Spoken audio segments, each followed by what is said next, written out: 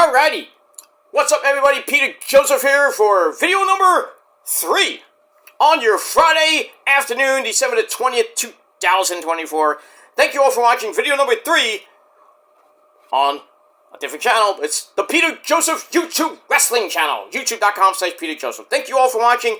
Make sure you like the video and subscribe right now. That's it.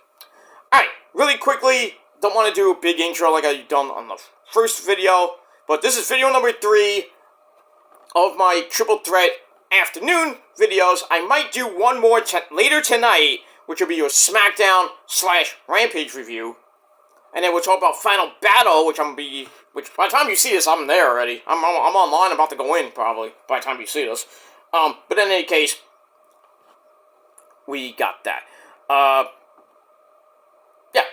So this is video number 3 on the Peter Joseph channel. Thank you all for watching. Make sure you like the video and subscribe if you haven't already. Please do. Hit that bell for more. And that's it. Alright, guys.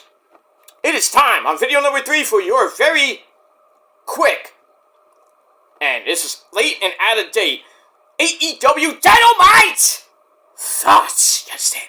Thoughts. You understand? Thoughts off the top of the dome. So I'm just going to give my thoughts about Dynamite this past Wednesday night.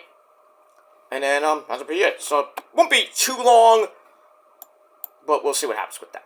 Alright, so Dynamite wasn't that bad of a show. Got about, a little over 600, I got what it did. I know it was over 600,000, but I think it was like 655, around 650, 680.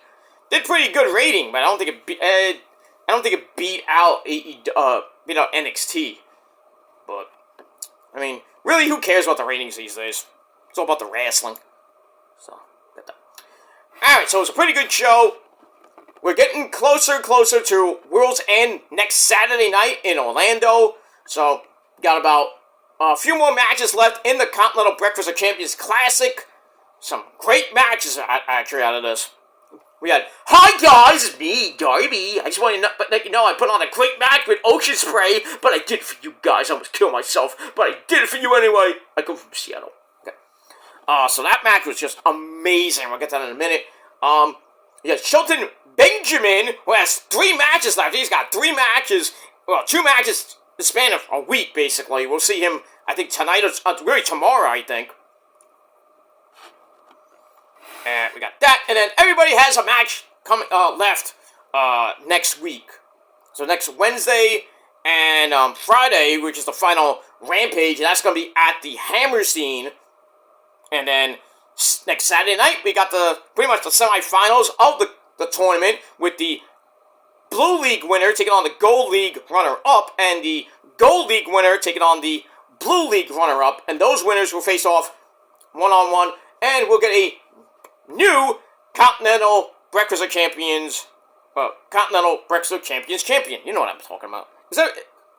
Are we following along here? There will be a test. So, we got that. So let's get into it. Let's not waste any more time. Alright, so Dynamite emanated from the Entertainment and Sports Arena in Washington, D.C., home of the great man that he is, Donald Trump. Get that government shutdown taken care of, please. Government's going to be shutting down, I think, at midnight tonight. So we're about a little over 7 hours away from a possible government shutdown. Well, that ain't good. That's not going to be fun. So, get it done. Or like Lash Legend would say, get shit done. Let me get that. Alright, so Excalibur, the man behind the mask, Tony Baloney Schiavone, my good friend, and Daddy Magic, Matt Maynard. And if you ever meet Matt Maynard, ask him what makes his nipples hard. And that's that. Anyway, so we move on. Alright, so we start the show off with the Switchblade, Jay White. Wait, with a Switchblade. So he's not sure about relying on the Hangman Adam Page, because they're in a 6-man tag team match with the Death Riders, John Moxley, the Bastard Pac, and William Yuta. So Jay White's there with fresh whiskey's Orange Juice. Orange Cassidy, he's like, I don't know about this guy, I can't trust him, I can't rely on him, he's a hothead.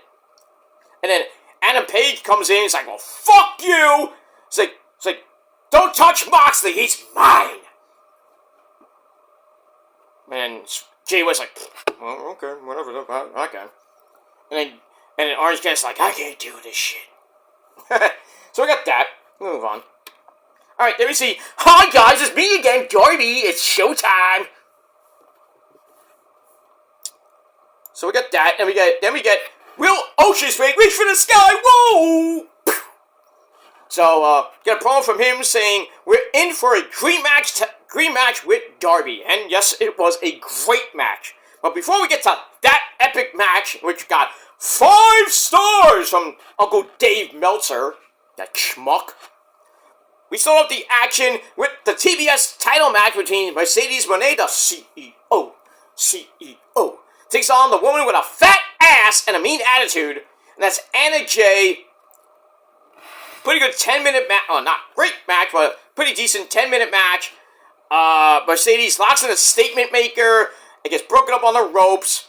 And then Mercedes hits a sunset flip bomb into the corner. Ow. Then she hits Meteora, which sets up the Moné maker. 1, 2, 3. Mercedes Moné, still your TBS champion. And Chris Statlander was watching on. Still not done with you, Mercedes.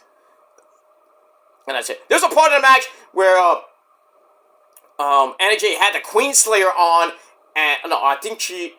Oh no, she hit what did she? She hit a move right near the ropes and almost won the title, but Mercedes had her arm on the rope. And if you notice, Anna Jay's foot was under the rope as well on the backside. Her foot. I'm like, referee, what are you doing? Referee! Do something! Do something! Do something! What are you looking at, ref? Stupid. But not only was Mercedes' hand on the rope, but Anna Jay was under the rope. That's not a... Can't count that. What are you doing? Not that it mattered, but Mercedes wins the match, and that's it. And she retains the belt. We'll see what happens with her as we move on. Okay. Alright, then we get a video from FTR... Fuck the Revival, Cash Wheeler, he's got a clock!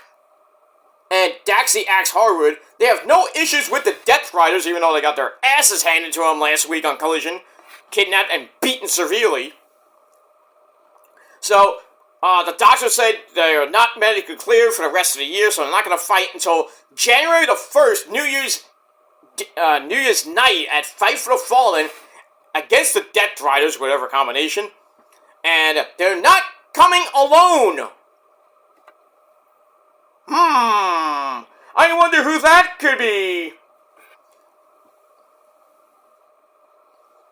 There's rumors going around that, hey kids, it's Edge is going to make his triumphant return.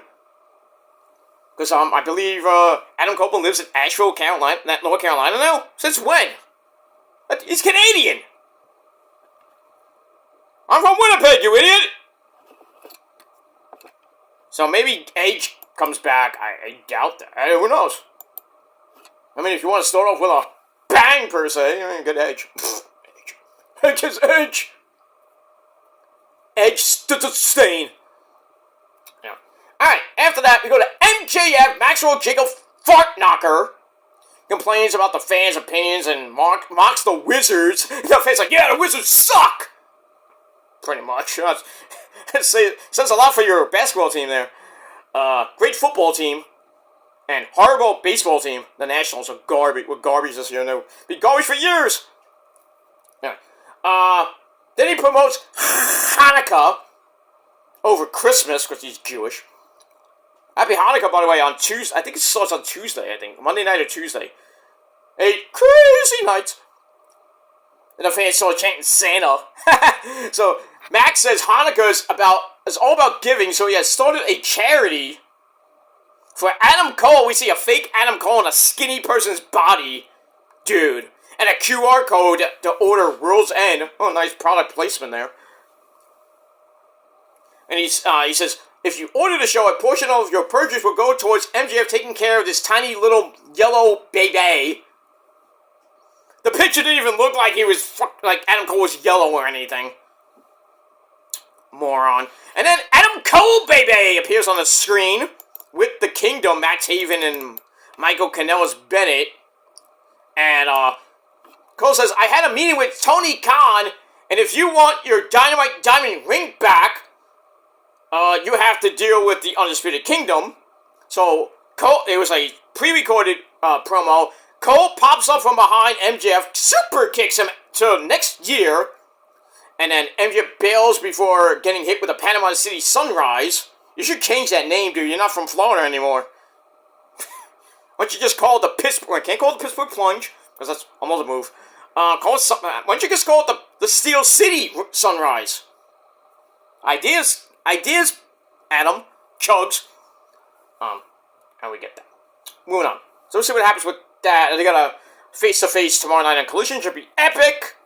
And then all of us in New York are gonna scream, Adam Cole, baby! Look at that. Alright, then we get a video, promo from Jamie Hayter, who got beat up by Julia Hart last week, and she challenges Julia Hart to a fight at Fight for the Fallen. How fitting. So we'll see what happens up there. I think Julia Hart's gonna win that match. Moving on.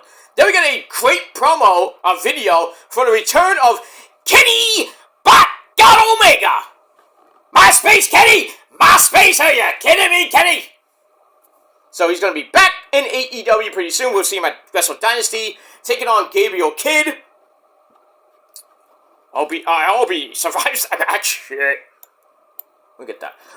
Then we go back to the ring. We have Christian and his son, Nick Wayne, with Kip Sabian, and Nick Wayne's mom has got it going on. Yeah. They take on Katsuyori Shibata and Send for the Man. Well, he ain't coming, but Hook in a tag team match, almost 12 minutes, and Nick Wayne's mom, who's got it going on, offers a distraction after Shibata dove right into Shibata's sleeper hold, almost put him to sleep, and Mama Wayne got on the apron, caused a distraction, and then Christian, who I guess was the legal man, hits the kill switch. Oh, no, he wasn't the legal man. He hits the kill switch on Shibata, and Nick Wayne went, dove over, basically got put over, and pinned Shibata. That's it. Not great, but whatever. Alright, then we get a New York Minute with Chris Jericho, the Ring of Honor World Champ. Claims to be the King of New York. No, you're not. That's a lot of people. I mean, especially a guy named Eddie Kingston. I'd love to see Eddie Kingston back tonight, if he can walk. But I know he's gone through an intense rehab. So, who knows? So Jericho's like, yes, this is really the best thing we have for a world title match. Yeah, Cardona. Couldn't fight somebody else like a rematch with Mark Briscoe? Where's Mark Briscoe in all this? What the fuck? Tony Khan! Seriously? You don't have Mark Briscoe? Basically the guy of Ring of Honor? He's been there for 13 years? Not 13. He's been there since day one and you don't have him on the card? What is wrong with you? If he's not in that that pure title match, I still think it's Joe, but I wouldn't be surprised if it's fucking, Mark Briscoe. He's not on the card. How can he not be on the card? This is why Tony Khan should fucking be out of Ring of Honor. Bring in Scott D'Amore. Please. Ring of Honor is just going down the drain. And I hate wearing this fucking shirt sometimes, you know, but I stay loyal to the old school, because old school is cool. But Ring of Honor hasn't been old school since old school was actually cool back in 2009, 10, 11, all the way up to 2017, 18. Not so much 19, but they always put on banger pay-per-views, right, for the last 20 con years, but, you know, everything else, the TV show is garbage, right? I think it might be turning into Shockwave, I hope and I hope not. But if anything, Ring of Honor should just disintegrate. I'm sorry. Move on. Alright, then we get another video of Bandito. Minus the Old West stuff this time. He has a darker black mask. Interesting. Alright, then we go to the lovely, Mariah May. Talks about another hottie, that's Thunder Rosa, yay! So Mariah May is not sure why Thunder Rosa is a wrestler, and doesn't even know what the fuck a Tijuana street fight is, but she's gonna fight fight Thunder Rosa at World's End next Saturday night in a Tijuana street fight for the AEW Women's World Title. And that's it. Then we had Ricochet act like a complete fucktard. Says, I'm in the Hurt Syndicate! No, you're not. He's basically kissing up to Shelton Benjamin, MVP, and Bobby Lashley, who grabs him by the throat and says, nobody likes a kiss ass. And then Shelton Benjamin takes on, who do you take on? Takes on Mortos, beats him, gets the 9 points in the tournament. 6 points, I'm sorry. 6 points. So he has 3 points behind Fletcher and 1 point behind Okada, but he has 2 matches remaining, and one will be this weekend. I forget who he's taking on. I think it's, no, he's got Okada on Wednesday on the Christmas show. That's gonna be fucking epic. But I think he faces Fletcher on Saturday. That should be pretty interesting. So we'll get that. And then we go to the back. We see the Hurt Syndicate beat the, after the match, they beat up Mortis, and then MVP threatens Danny Garcia trying to come out. Garcia tries his best to go 1-on-3 with the Hurt Syndicate. That ain't working. Mark Briscoe tries his hand, and they beat them up. So it looks like Garcia and Shelton Benjamin might be going at it for the TNT title at World's End. I would like to see that. Then again, who knows what might happen. Alright, then we go to the back. Ricochet is all ready for Ocean Spray tomorrow night. I can't wait for that. It's going to be fucking epic. And then he does the most cringiest laugh. The Jadakiss laugh. What? Moving on. And then Swerve comes in and says, hey, Trevor, shut the fuck up. Because Ricochet's real name is Trevor. And that was that. Tony Storm sits down with RJ City. He's like, I'm great to be here. And then RJ's like, hey, do you remember anything that happened like 2 years ago when you were timeless? I don't remember that. Tony Storm's stuck in the time warp. Let's do the time warp again. Next thing she knows, she'll go through the time warp. She'll be like futuristic Tony Storm or some shit. I don't know. She'll be an alien. I don't know. Alright, then we go to Ocean Spray and Darby. Ugh. This was epic. The final sequence where, I think it was, I'm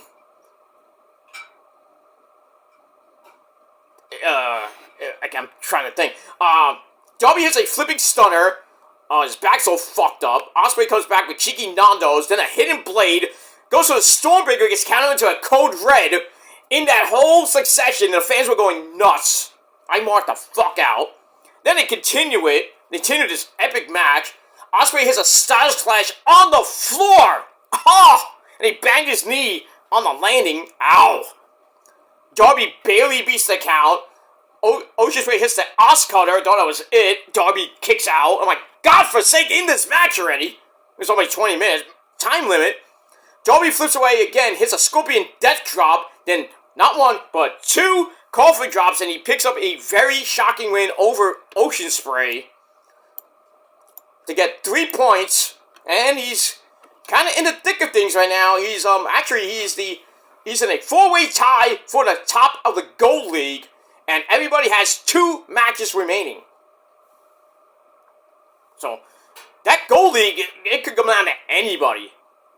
And we got Brody King tonight. I forget who he's facing tonight. I think it's Commander. Well, Commander's pretty much, he could be still, athletically he's still in it. Which is sad. But Brody King should win his, I think spoiler, he did win his match, so he has 6 points. So basically, everybody has 6 points right now. So, that Gold League, I don't know who's going to win it. It could be Ocean Spray, it could be Darby, it could be Claudio, it could be Ricochet. But I think the winner of Ocean Spray and Ricochet is probably going to be either the runner-up or the winner. I'm thinking it's going to be Ocean Spray. But we'll see. Alright, then we go to your main event. Moxley, William Yuta, and the Bastard Pac taking on Jay White, Hangman Adam Page,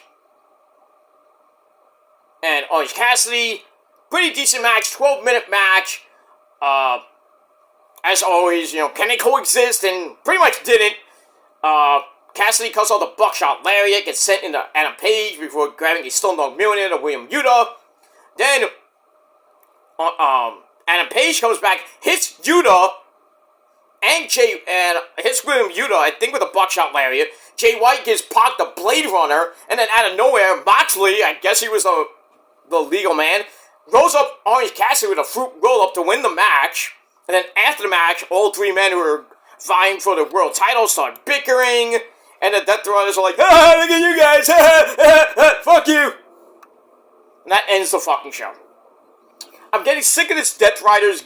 I mean, I'm not sick of Moxley, obviously. But this Death Riders, like, taking over AEW thing. I guess we have to wait till whenever the Bucks come back.